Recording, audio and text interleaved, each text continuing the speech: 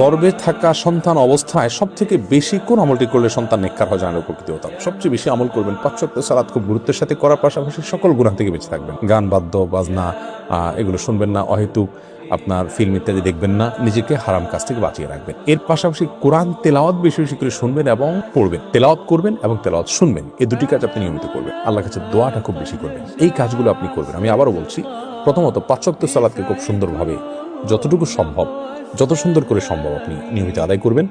দ্বিতীয়ত, সকল প্রকার গুনাহ থেকে, বিশেষ করে গান বাদ্যযন্ত্র ইত্যাদি ব্যবহার করা হয়েছে এরকম গান, এগুলো শোনা, মিউজিক শোনা, এগুলো থেকে বেঁচে থাকবেন।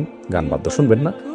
এবং অন্যান্য যে আপনার ফিল্ম দেখা এবং সময় অপচয় করার যে ব্যাপারগুলো আছে, সেই গুনাহগুলো সহ সকল গুনাহ থেকে বেঁচে থাকবেন। তাহলে গুনাহ থেকে বেঁচে থাকতে। তৃতীয়ত হলো স্পেশালি আপনি কোরআন তেলাওয়াত করবেন বেশি বেশি করে এবং কোরআন তেলাওয়াত শুনবেন। বাচ্চা কোরআন তেলাওয়াত গর্ভে থাকার সময় মা কোরআন তেলাওয়াত করলে এর প্রভাব বাচ্চার গর্ভস্থ সন্তানের মধ্যে পড়ে। আর চতুর্থত যেটি বললাম, তা হলো আল্লাহর কাছে বিশেষ করে দোয়া করতে হবে। এই 4টি কাজ যদি গর্ভবতী মা নিয়মিত করেন, সবসময় করেন, এটি পরামর্শমূলক আমল, তাহলে সেক্ষেত্রে ইনশাআল্লাহ বিইذনিল্লাহ গর্ভস্থ সন্তানকে আল্লাহ তাআলা যে কোনো আপনার অদৃশ্য ক্ষতি থেকে যেমন রক্ষা করবেন, সেই সাথে সে নেককার হওয়ার সম্ভাবনা তৈরি হবে।